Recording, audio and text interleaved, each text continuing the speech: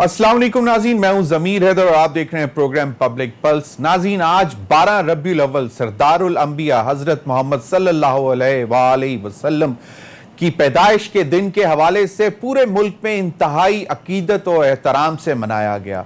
बहुत जलूस निकले, पूरे मुल्क को सजाया गया, रोशनियों से सजाया गया। और इस्लामाबाद में तो जैसे आप देख रहे हैं कि बाकायदा जो डीसी हैं हमजा शफकात साहब ने, उन्होंने इस्लामाबाद को दुल्हन की तरह सजा दिया और बहुत तमाम जितनी ग्रीन एरियाज थे उनमें लाइट्स भी लगाई गई और इंतहाई अकीदत और एहतराम से दुनिया भर में मनाया गया। लेकिन पाकिस्तान में इस साल वजीर आजम की ख्वाहिश के मुताबिक हर शहर में, हर कस्बे में, हर छोटे टाउन में, गांव में इंतहाई अकीदत और एहतराम और पूरे जोश और वलवले से हमने अपने सरदारुल अंबिया की इस दुनिया में आमद का दिन जो है वो मनाया। वजीर आजम ने रहमतुल्लिल आलमीन कॉन्फ्रेंस से खिताब करते हुए बात की। उन्होंने कहा कि जब तक कानून आज़ाद नहीं होगा मुल्क ऊपर नहीं जा सकता, और उनका ये कहना था कि आखिरी सांस तक मुल्क में इंसाफ और कानून की बालादस्ती के लिए जंग लड़ते रहेंगे। ये प्राइम मिनिस्टर ने आज कहा। नाज़रीन, दूसरी जानिब जैसा कि आपको मालूम है कि कल पीडीएम की तरफ से ऐलान किया गया था कि 20 अक्टूबर से मुल्क गिर जलसे, जुलूस, एहतजाजी रैलियां महंगाई के खिलाफ और हुकूमत की जो गवर्नेंस की जो है जिसकी वजह से महंगाई हो रही है उसके खिलाफ रैलियां, जुलूस निकाले जाएंगे। और इस हवाले से पाकिस्तान मुस्लिम लीग नून ने ये आज अनाउंस किया कि वो पहला जो रैली है जो ये इस रावलपिंडी से निकालेंगे, महंगाई के खिलाफ एक बाकायदा बड़ा जुलूस निकालेंगे। और मरियम नवाज साहिबा ने आज ट्वीट्स की जिसमें उन्होंने कहा कि जिस मुल्क में आवाम फाकों से मर रहे हों, वालिदैन महंगाई से तंग आकर बच्चों को जहर पिला रहे हों, जहर पिलाकर खुदकुशियां कर रहे हों, इस मुल्क का हुक्मरान उस रियासत मदीना की बात कर रहा है जिसका खलीफा कंधों पर बोरियां उठाकर गरीबों के घरों पर दस्तक देता था। क्या कोई शख्स ऐसे बेहिस, गूंगा, बहरा और अंधा भी हो सकता है? फिर उन्होंने कहा कि हेलीकॉप्टर से एक दरबार से दूसरे दरबार तक सरकारी खर्च पर सफर करने वाले को क्या खबर कि पाकिस्तान की आवाम पर क्या क़यामत गुजर रही है। जिसके कुत्ते भी आला किस्म के गोश्त पर पलते हों, इसे रियासत मदीना का नाम जुबान पर लाते हुए 1000 बार सोचना चाहिए, लेकिन इस सोच के लिए भी दिल में दर्द होना चाहिए, बुग़्ज़ नहीं। मरियम नवाज साहिबा की तीसरी ट्वीट, कोई इस जाली और खुदा के खौफ से आरी हुक्मरान को हजरत उमर फारूक रजी ताला अन्हो का कौल याद कराए कि दरिया के किनारे कोई कुत्ता भी भूखा रह जाए तो जवाब दे उमर होगा। और उमर फारूक रजी ताला अन्हो ने अपने एक कुर्ते और चादर तक का हिसाब दिया और आप तोशा खाना हजम कर गए और ढिठाई से कहा नहीं दूंगा जवाब। नाज़रीन, ये भी सूरत हाल है, इस पर भी बात करेंगे कि क्या वाकई हमारे हुक्मरान इतने बेहिस हैं या वो बेबस हैं, क्योंकि आलमी जो सूरत हाल है ये कोई मुल्की मसला नहीं, ये इस वक्त आलमी मसला है। और इस हुकूमत ने तो कोशिश की है कि तेल की कीमतें, पेट्रोल की कीमतें बढ़ाई तो हैं, लेकिन उसके मुकाबले में टैक्स उसी तरह कम भी कर रहे हैं। सिर्फ 14 रुपए टैक्स वसूल कर रही है हुकूमत आज इस वक्त पेट्रोल के 1 लीटर के ऊपर, जो कि 138 रुपए 49 पैसे है। इस पर भी बात करेंगे। लेकिन नाज़रीन, आज एक बड़ा जो कहा जा सकता है कि पाकिस्तान तहरीक इंसाफ की हुकूमत को जो शौक लगा है वो है बलूचिस्तान से।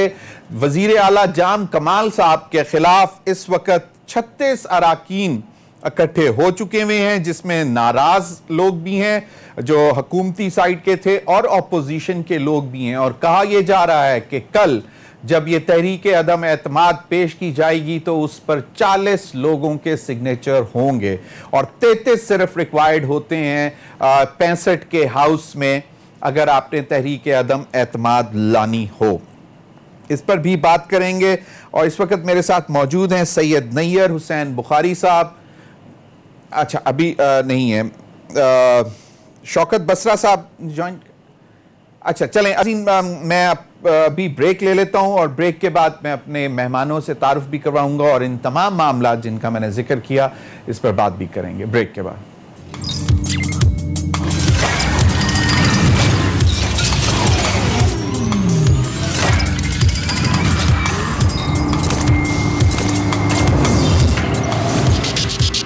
जी वेलकम बैक नाज़रीन लियाकत शहवानी साहब तर्जुमान बलूचिस्तान हुकूमत हमारे साथ इस वक्त मौजूद हैं। उनसे जानने की कोशिश करते हैं कि इस वक्त कोयटा में चल क्या रहा है। जी लियाकत शहवानी साहब, एक तो बहुत बहुत शुक्रिया आपके वक्त का। ये क्या इतलात हैं? 36 का नंबर उन्होंने ले लिया, 4 मजीद उनको कल शायद ज्वाइन कर रहे हैं जब वो तहरीक अदम एतमाद पेश करेंगे बलूचिस्तान असम्बली के इजलास में, और कहा यह जा रहा है कि सिर्फ 33 रिक्वायर्ड हैं 65 के हाउस में तहरीक अदम एतमाद को कामयाब बनाने के लिए। तो क्या सूरत हाल क्या बन रही है? देखिए जमीर भाई, किसी दावत को कामयाब बनाने और तहरीक अदम एतमाद को कामयाब बनाने में बड़ा फर्क है। दावत उड़ाने में और वोट हासिल करने में बड़ा फर्क है। और रिक्वायर्ड तो उनको 33 यकीनन होगा, लेकिन 33 उनके पास जब ये तहरीक अदम एतमाद पे वोटिंग होगी वो उनके पास नहीं होगी। अक्सरियत जो है वज़ीर आला बलूचिस्तान जाम कमाल साहब के साथ है। कल ये करारदाद पेश होगा और इसमें जो 14 सिग्नेटरीज हैं उनकी फिजिकल प्रेजेंस कल रिक्वायर होगी। उनके अलावा भी कोई 13 लोग अगर कल इस करारदाद को पेश करते हैं तो करारदाद तो चले पेश हो जाएगी। फिर उसके तकरीबन यानी 24 से 30 अक्टूबर के दरमियान उस पर वोटिंग होगी। असल मरला वो होगा और उस मरले में ये जो है अदम एतमाद की तहरीक पे जो रिक्वायर्ड नंबर हैं वो साबित नहीं कर सकेंगे। और जो मेजॉरिटी है आज भी जाम कमाल साहब के साथ है, उस दिन भी आप खुद देखेंगे और आपका रिपोर्टर तहरीक अदम एतमाद वोटिंग के बाद जो आपको रिपोर्ट कर रहा होगा वो यही बताएगा आपको कि तहरीक अदम एतमाद को शिकस्त हो गई है। और इंशाअल्लाह आप खुद देखेंगे। बाकी दावतें होते रहते हैं, मुझे और आपको बुला लेते, हम भी चले जाते। रस्म रिवाज है, यहाँ पर सियासी इख्तिलाफात हैं, दुश्मनी तो किसी के साथ है नहीं, तो दावतों में हम आते जाते हैं एक दूसरे के साथ, ये रस्म रिवाज हैं। लेकिन दावत में और असेंबली फ्लोर पे स्ट्रेंथ शो करना, इसमें बड़ा फर्क है। तारीख उठा के देख लें, बहुत सारे इस तरह की दावतें आपके सामने आ जाएंगे। सही। लियाकत शहवानी साहब आप मेरे साथ ही रहिएगा। मेरे साथ सेनेटर कामरान मुर्तजा साहब भी मेरे साथ मौजूद हैं, JUI के सीनियर रहे हैं और उनका ताल्लुक भी बलूचिस्तान से है, तो उनसे भी जरा जानने की कोशिश कर लेते हैं। कामरान मुर्तजा साहब, लियाकत शहवानी साहब तर्जुमान बलूचिस्तान हुकूमत फरमा रहे हैं कि जनाब दावत और वोट में बहुत फर्क होता है, यानी कि दावत उड़ाने में और कल वोट डालने में बहुत फर्क होगा, और वो बहुत कॉन्फिडेंट हैं कि जाम कमाल साहब जो हैं वो शिकस्त दे देंगे तहरीक अदम एतमाद को। देखिए, वैसे तो पाकिस्तान में सब कुछ मुमकिन है। लोग खड़े होते हैं तो उनकी और तादाद होती है, जब वोट कास्ट होते हैं तो उनकी और तादाद होती है। मगर इस मरहले पे जिस वक्त ये आज दावत हुई है उसमें जो ना लोगों का आना जो है वो एक तरह से अपने एतमाद था। 36 लोग थे आज, लियाकत शहवानी साहब जो है वो खुद भी कंफर्म कर सकते हैं। 36 लोग थे तो 36 दूना 72 यानी 65 के हाउस में 36 लोग इनके साथ हैं, इस अपने एतमाद के साथ हैं। जब तो ये सूरत हाल आ जाएगी, ये सूरत हाल हो, फिर उसके बाद जो है ना वो इस तरफ या उस तरफ देखना कि शायद कोई जो है ना वो जादू की जफ्फी मारेगा और उस जफ्फी के नतीजे में जो है ना ये सब कुछ जो है ना वो तब्दील हो जाएगा। मेरा ख्याल है ये ठीक नहीं है। इसमें इज्जत का मुनासिब रास्ता यही होता है इस तरह के मामला में कि आदमी जो है ना वो रिजाइन करके चला जाए। मैं एक और बात भी करता हूँ, अगर फर्ज कर लीजिए कि ये हुकूमत बच भी जाए तो क्या होगा उसकी बात। कामरान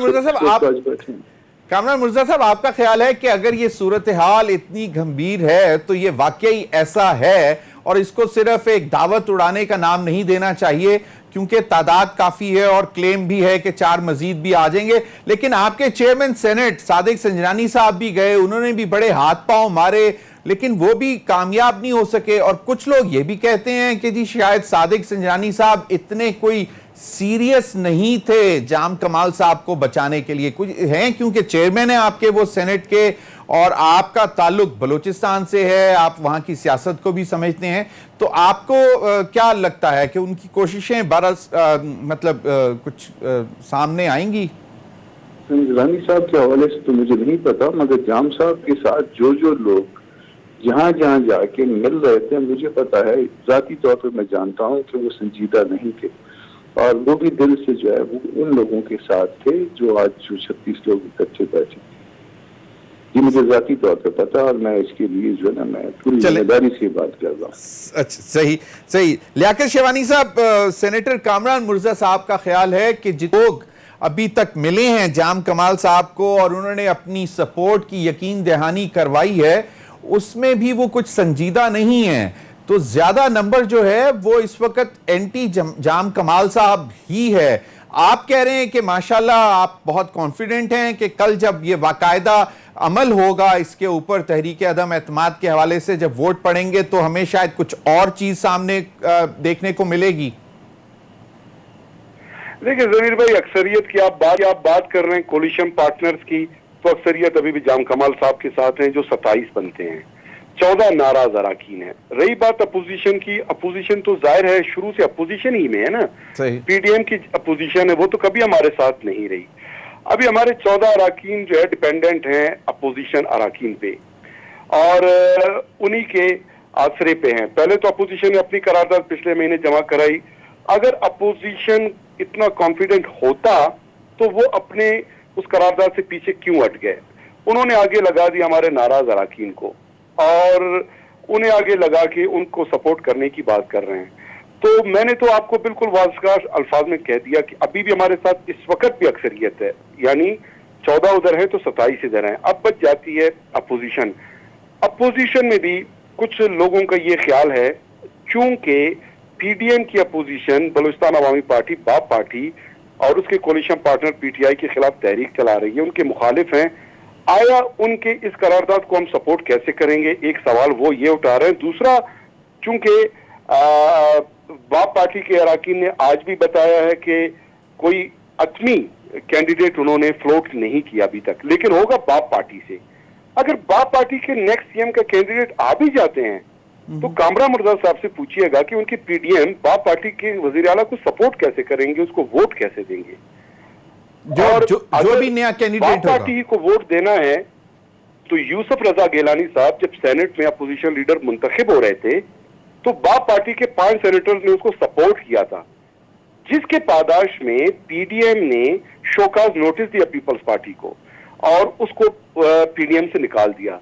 तो सपोज ऐसी सूरत बन भी जाती है तो फिर पीडीएम में तो मेरे ख्याल मियां नवाज शरीफ ही रह जाएंगे, क्योंकि बाकी सारे पीडीएम की जमातें बलूचिस्तान असेंबली में मौजूद हैं। अपोजिशन लीडर जो है जेआईएफ से उनका ताल्लुक है, सरदार अख्तर मेंगल साहब की जमात है, महमूद खान अचकज़ई साहब की जमात का एक एमपी है। तो ये जरा कामरान मुर्जा साहब से ये भी जरा टेक्निकल पूछ लीजिएगा, पॉलिटिकल सवाल, कि बाप पार्टी के तहरीक अदम एतमाद को भी वो सपोर्ट करेंगे और फिर आगे जाके बाप पार्टी के सीएम के कैंडिडेट को भी वोट देंगे। तो फिर पीडीएम की जो तहरीक है, जो इख्तिलाफात हैं, तो क्या वो सिर्फ आवाम को गुमराह करने की हद तक हैं या जहां उनको अपना मुफाद नजर आए वो वहां से पीछे हट जाते हैं? लियाकत शेरवानी साहब, आपका सवाल यकीनन कामरान मुर्जा साहब ने सुन लिया होगा। कामरान मुर्जा साहब अगर कहते हैं तो मैं रिप देता हूं। लियाकत शेरवानी साहब का ख्याल है कि अगर बाप पार्टी को सपोर्ट करते हैं इस वक्त इस सारी सूरत हाल में पीडीएम के अराकीन, और उसके बाद जो नया कैंडिडेट आता है तो उसको भी क्या सपोर्ट करेंगे, या उस वक्त अपोजिशन कोई अपना इंडिपेंडेंट कैंडिडेट फील्ड में लाएगी बलूचिस्तान असेंबली में? देखिए, अर्ज ये है कि ये सारे इलेक्टेबल हैं, ये इसमें कोई पार्टी का वजूद नहीं था। ये तो बाप पार्टी बनी थी इलेक्शन से 15 दिन पहले। तो ये जैसे अब सदारत रहमान है उस तरफ से, सदारत रहमान उनके तर्जमान है, वो तो जीवाई से थे, और बाकी जो है ना कुदूस पुलिंजो साहब पहले भी एमपीए के, इसके बाद भी इसी तरह से जो है ना अपने भूटानी साहब हैं, भूटानी साहब से पहले भी एमपी रहे, भाई दिन के रहे। तो ये इसमें जो है ये पार्टी का इसमें कोई कमाल नहीं है। अगर पार्टी, अगर ये बाप कोई पार्टी है तो उसकी जो है ना सिर्फ ये इतने बता दें कि उसके जो है ना वर्कर कितने हैं। ये सारे इलेक्टेबल हैं, वो इलेक्टेबल्स को एक जगह पे एक मैग्नेट ने इकट्ठा किया हुआ है। अब जब अलग अलग हो रहे हैं तो अगर इस शहर में खैर है तो फिर इस खैर को होने दिया जाए। सही, मतलब आपका ख्याल है कि ये इस बात को उस बात से रिलेट नहीं करना चाहिए, क्योंकि लियाकत शेरवानी का ख्याल था कि पीपल्स पार्टी जो है वो यूसुफ रजा गिलानी साहब को लीडर ऑफ द ऑपोजिशन जब बनाया जा रहा था तो उसमें बाप पार्टी की सपोर्ट मिली या नहीं मिली या जो भी सूरत हाल थी, उनको उसका खुमियाजा उठाना पड़ा और उनको पीडीएम से निकाल दिया गया। तो अब जो उन्होंने इसको इस हवाले से रेफरेंस दिया था, तरह से दुरुस्त कर लीजिए कि ये जो स्लॉट थी जो अब जिसपे यूसुफ रजा गिलानी बैठे हुए हैं, ये स्लॉट जो है तयशुदा तौर पे नून लीग की थी। यूसुफ रजा गिलानी साहब के लिए हमने चेयरमैन सेनेट के लिए जो है ना, हमने उनको वोट भी दिया, एक से ज्यादा वोट दिए कि करके दो उनको वोट हमने किया और उनके लिए वो वाली स्लॉट थी। डिप्टी चेयरमैन के लिए जेडवाई थी और ये स्लॉट जो था ये नून लीग के लिए थी। असल मसला ये नहीं है कि वोट आपको किसने क्यों दिया, वोट तो किसी का भी हक को देना जो है वो उसका हक हुआ करता है कि वोट जो है ना आप गवर्नमेंट से भी मांगते हैं, आप अपोजिशन साइड से भी मांगते हैं, कोई हमारे अपने ताल्लुकात जाती ताल्लुकात भी होते हैं। मुझे जो है ना इनकी पार्टी से बाकी पार्टी से जो ना वोट मिले सेनेट में, अब मिले हैं तो इसमें मैंने तो उनको खुलाना खासा कोई गाइड तो नहीं किया। अब मैं उनके पास वोट मांगने ना जाता, मेरी दोस्तियां थी, मेरा ताल्लुक था, इन्होंने वोट किया, मुझे भी वोट किया जेडवाई में। तो इस तरह से वोट लेना कोई जुर्म नहीं है। वो यूसुफ रजा गिलानी वाला मामला जो है वो ये है कि ये एक तयशुदा चीज थी कि ये स्लॉट जो है वो नून को जाएगी, तो उसको उन्होंने जो ना इस बात के उससे नाराज की। मतलब बाप ने वोट दिए नहीं दिए वो एक अलग मामला है, लेकिन क्योंकि डिसाइड ये हुआ था, इस बाप ने मुझे भी वोट दिया सेनेट में, आप इनसे पूछिए मुझे क्यों दिया। बिल्कुल सही। लियाकत शेरवानी साहब, अब आप जवाब दें कि आपने कामरान मुर्तजा साहब को वोट क्यों दिया? नहीं, हम तो देखें, बाप पार्टी तो सबको वोट देने पर बिल्कुल तैयार है। बाप पार्टी ने ये कभी नहीं कहा कि हम किसी को वोट नहीं देते। बाप पार्टी को अदब तंकीद बनाया गया यूसुफ रजा गिलानी साहब के इलेक्शन के वक्त। वो जरा आप वीडियो क्लिप्स तो निकाल के देख लें कि पीडीएम के जो सरकर्दगा लीडरशिप है, मुंह जो है बना बना के जो तंज उन्होंने किया, जरा वो क्लिप्स आप सुनाए ना कामरान साहब को कि आपने बाप का वोट लिया, गिलानी साहब को वो बताते रहे और उसी पादाश में उसको पीडीएम से निकाल दिया। और पूरी जो है इनकी जो 3 साल आप देख लें मौजूदा पोजीशन है जो बलूचिस्तान में है, और खसूसन जब से पीडीएम बनी है, तो अदब तंकीद पीटीआई और उसके कोलिशन पार्टनर है। और कौन है? मेरा तो सवाल यही है कि हमें तो एतराज नहीं, कामरान साहब को कल भी हम वोट देंगे, लेकिन वो कभी वोट देने पे आमादा नहीं रहे, कभी तारीफ पे आमादा नहीं रहे, हमेशा अदब तंकीद बनाते रहे।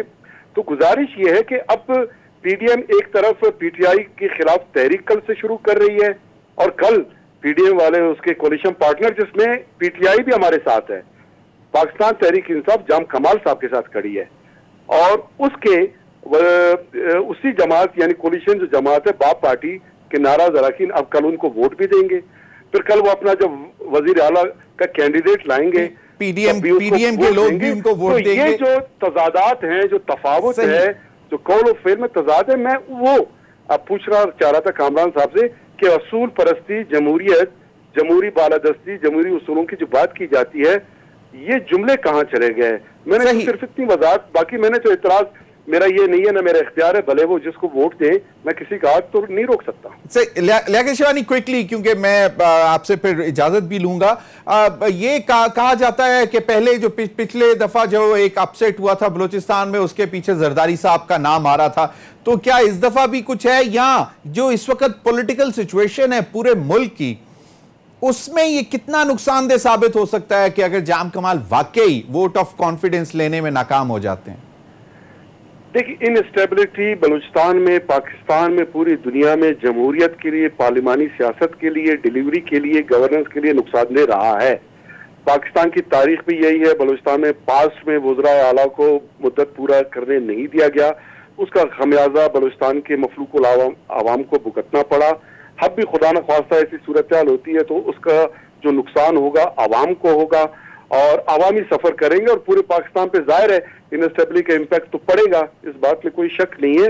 लेकिन ऐसा इंशाल्लाह अपसेट होगा नहीं, लेकिन ये है कि उस दिन भी इंशाल्लाह आप देखेंगे, ये तो अक्सरियत साबित नहीं करेंगे, लेकिन सवालिया निशानात जो है पीडीएम के लिए यकीनन। लियाकत शेरवानी साहब, पूछा था कि जरदारी साहब, सुने जी, जरदारी साहब का नाम हमने कहीं नहीं सुना। मैं समझता हूं कि उनका नाम गैर जरूरी तौर पर लिया जा रहा है। चले बिल्कुल नहीं, लेकिन वो एक कोई ताल्लुक नहीं। हाँ, अगर ताल्लुक है तो पीडीएम की है। पीडीएम वालों ने खुद एग्री यहाँ पर कन्फेस किया, इतराफ किया है कि उन्होंने चिंगारी लगाई है और ग्रैंड डिजाइन उनका है। ग्रैंड डिजाइन उनका है और सेनेटर कामरान मुर्जा साहब से भी हम पूछेंगे। लेकिन एक बात तय है कि पहली दफा कहा जा रहा है कि ऐसा वजीर आला मौजूद था जिसके एक बलूचिस्तान की शक्ल तब्दील करने की कोशिश की। लियाकत शिवानी साहब, आपका बहुत शुक्रिया। कामरान मुर्जा साहब, इस पर जरा कमेंट कर दें जो आखिरी बात की है लियाकत शिवानी साहब ने। देखिए, आमतौर पर जो है ना वो ये गवर्नमेंट्स नहीं गिरती उस वक्त तक जब तक बाहर से कोई ताकत नहीं आती। मगर यहाँ पे मसला ये है कि ये अपने वजन से गिर रहे हैं। अपने वजन से इसलिए गिर रहे हैं कि इनकी रवैये जो है ना वो ठीक नहीं थे, ब्यूरोक्रेटिक रवैया था, लोगों से मिलते नहीं थे, 2-2 घंटे 3-3 घंटे बाद इनके एमपी इनका इंतजार करते थे और ये अपने कमरे में बंद हुआ करते थे, किसी का काम नहीं करते थे, 8-8 10-10 मिनट में इन्होंने अपने पास रखे हुए थे। तो इस तरह की जो है ना बहुत सारी एप्लीकेशन, बाकी और भी चीजें खुलेंगी मगर वो मुनासिब नहीं है। तो चिंगारी पीडीएम ने लगाई है, लियाकत शिवानी ने कहा है कि चिंगारी पीडीएम ने लगाई। अब अपने वजन से गिर रहे हैं। चिंगारी पीडीएम दूसरे वो इतने बेवकूफ तो नहीं है ना, वो जो दोस्त है बिल्कुल साहब वाले, बिल्कुल, यानी कि ये अपने वजन अपने ही लोगों ने गिराई हैं बिजलियां, वो भी है, इस तरह का कोई गाना भी है। कामरान मुर्जा साहब, आप हमारे साथ रहिएगा। अभी वक्त हुआ एक ब्रेक का। ब्रेक के बाद हमें ज्वाइन करेंगे शौकत बसरा साहब, रहनुमा तहरीक इंसाफ लाहौर स्टूडियो से। वक्त हुआ एक ब्रेक का, हमारे साथ रहिए।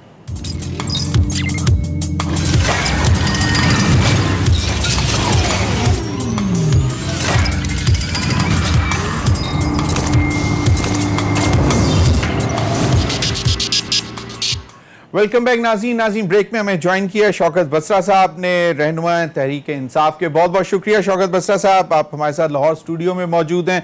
शौकत बसरा साहब, मौलाना साहब ने आज गुफ्तगू की है, वो जरा सुन लें। जो कल ऐलान किया है कल से तहरीक का, वो सुन लें। ऐलान किया गया था कि महंगाई के खिलाफ 20 अक्टूबर से पूरे मुल्क में मुजाहरे शुरू कर दिए जाएंगे। महंगाई के खिलाफ पूरे मुल्क के सूबाई हेडक्वार्टर्स और जिली हेडक्वार्टर्स में 20 अक्टूबर से रैलियां और मुजाहरे शुरू हो जाएंगे। शौकत बसरा साहब, आपको मालूम है आवाम का जो इस वक्त सेंटीमेंट है यकीनन महंगाई की वजह से बहुत परेशान है।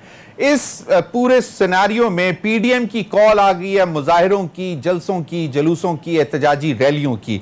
आपको क्या लगता है कि अब ये तो एक बहुत टाइमली मूव है पीडीएम की, और दूसरा ये कि अगर जाम कमाल साहब के खिलाफ जो मामला अब चल रहे हैं और वो बाकायदा अगर वो तहरीक अदम एतमाद जो उनके खिलाफ कामयाब हो गई, तो क्या ख्याल है कि ऊपर फिर पंजाब हुकूमत और फिर ऊपर मामला चलेंगे इसी तरह, या बच जाएंगे आप लोग? ज़मीर हैदर साहब, आपके 3 सवाल आते हैं। एक तो जाम कमाल साहब के हवाले से, एक महंगाई के हवाले से और एक अपोजिशन कॉल। देखिए, जहाँ तक जाम कमाल साहब वाला इशू है, मैं समझता हूँ ये आइनी जमहूरी और सियासी हक है अपोजिशन का कि वो तहरीक अदम एतमाद लेकर आएँ। अगर वो कामयाब हो जाते हैं तो डेफिनेटली जाम कमाल साहब और हमारे जो इत्तेहादी हैं और जो वहाँ हमारी हुकूमत है वो अपोजिशन में बैठेंगे। ये कायनी तरीके, आपको याद होगा कि सेनेट के अंदर भी ये एक अदम एतमाद लेकर आए थे और हालांकि वहाँ इनकी मेजॉरिटी थी, इसके बावजूद इनके लोगों ने इनका साथ ना दिया तो हमारे चेयरमैन सेनेट वहाँ भी कायम रहे। तो इसलिए हम इसको बिल्कुल वेलकम करते हैं। दूसरी बात आ गई महंगाई की। मुश्किल हालात हैं, इसमें कोई कतई दो राय नहीं है, और कोई भी हुकूमत हो, किसी की भी हो, वो कोई भी नहीं चाहेगा कि ये अवाम जो है जिनसे हम वोट लेकर आते हैं, जिनकी बहुत सारी एक्सपेक्टेशंस होती हैं कि उनको ऊपर महंगाई का बोझ डाला जाए। तो ये एक इंटरनेशनल सिचुएशन जो क्रिएट हुई है, उसमें मेरे ख्याल में मैं अगर इफ एंड बट्स नहीं लगाता, अगर हम पेट्रोल डीजल जो रिसेंटली जो महंगा हुआ है, मैं फिर कह रहा हूँ कि मैं एक गली मोहल्ले का कारकुन हूँ और उस पार्टी के साथ हूँ जिसने लोगों को ये कहा था कि इंशाल्लाह आपके हम मसाइल हल करेंगे। खुद मैं समझता हूँ हमारी पार्टी, हमारी लीडरशिप इस वक्त प्रेशर में है। लेकिन मैं फिर कहता हूँ ज़मीर हैदर साहब, जो पेट्रोल और डीजल है ये ना आपके बस में है ना मेरे बस में है। इंटरनेशनली एक ऐसा स्लम्प आया हुआ है जो पाकिस्तान दुनिया की तारीख में इतना हाई रेट कभी नहीं गया कि आज वहां पर जो 85 से $90 फी बैरल है। तो इसमें बताइए इमरान खान का या तहरीक इंसाफ का क्या कसूर है? दूसरी बात, मैं सिर्फ एक दो बातें कह के आपके इमरान खान ने क्या दुनिया में खाम तेल रिकॉर्ड महंगा कर दिया है? नंबर 2, इमरान खान ने दुनिया में पाम ऑयल रिकॉर्ड महंगा किया है। इमरान खान ने दुनिया में LNG रिकॉर्ड महंगी कर दी है। इमरान खान ने दुनिया में कोयला महंगा कर दिया है। इमरान खान ने दुनिया में शिपिंग कॉस्ट 3 गुना हो गई है, क्या इमरान खान ने कर दी है? इमरान खान ने ग्लोबल सप्लाई चेन जो है वो ख़राब कर दी है। इमरान खान ने यूरोपीय कंपनियां दिवालिया कर दी हैं। इमरान खान ने चीन में कभी कुछ सोच सकता है? चीन में लोड शेडिंग करवा दी है। डॉलर भी अंधाधुंध क्या इमरान खान ने छापे थे? इसी तरह और कोरोना भी क्या इमरान खान लेकर आया है? तो हमें थोड़ा सा रियलिस्टिक होना चाहिए। मैं फिर आपको कह रहा हूं, हमारे लिए बहुत बड़ा चैलेंज है महंगाई, हमारे लिए बहुत बड़ा इश्यू है महंगाई, और इमरान खान और हमारी हुकूमत इसमें प्रेशर में है। और लेकिन आपको एक बात बताऊं, कप्तान हमेशा प्रेशर में अच्छा खेलता है। इंशाल्लाह में से निकलेंगे और आवाम को रिलीफ देंगे। अब रह गई अपोजिशन की बात। अपोजिशन तो मगरमच्छ के आंसू बहा रही है। इनको इतना गरीबों का दर्द होता तो 1 साल पहले ये निकले थे, आपको याद होगा। उस वक्त इनका एजेंडा क्या था?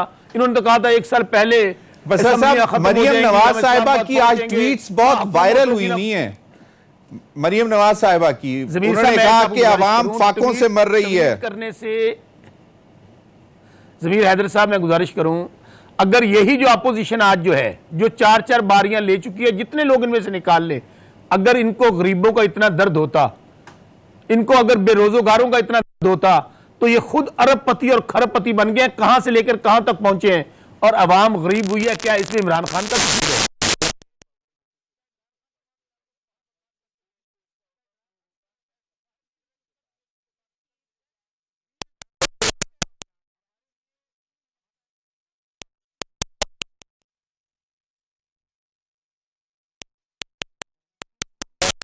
कामरान मिर्जा साहब, अवाम क्यों निकलेगी? अवाम तो अगर निकलेगी तो वो चाहेगी कि वो 2 वक्त की रोटी कमाए।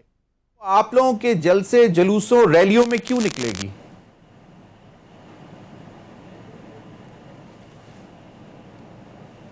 जी कामरान साहब, आपको मेरी आवाज नहीं आई?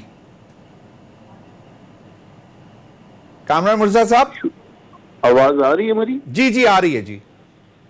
मैं ये कह रहा हूँ कि जो इशू मेरा इशू होगा मैं उसके लिए तो निकलूंगा ना। ये पब्लिक का इशू है, मेरा इशू है, आपका इशू है। महंगाई, बेरोजगारी किसका इशू है? मेरा, आपका, पब्लिक का, ये सब का इशू है ना।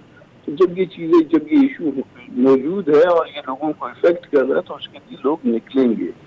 और आप ये देख लेंगे कि चंद दिन में ये मोमेंटम पकड़ जाएगी, ये सारी मूवमेंट। और ये इसमें ये कह रहे थे, बसा साहब मेरे दोस्त हैं, मेरे मेहरबान हैं, भाई हैं, और ये कह रहे थे कि जी वो इंटरनेशनल फिनोमेना है। ऐसा नहीं है। असल मसला इस मुल्क में ये है कि एक आदमी क्रिकेट खेला करता था या वो अपने से बड़ा हैंडसम था, उसको उठा के ना वज़ीर आज़म बना दिया गया।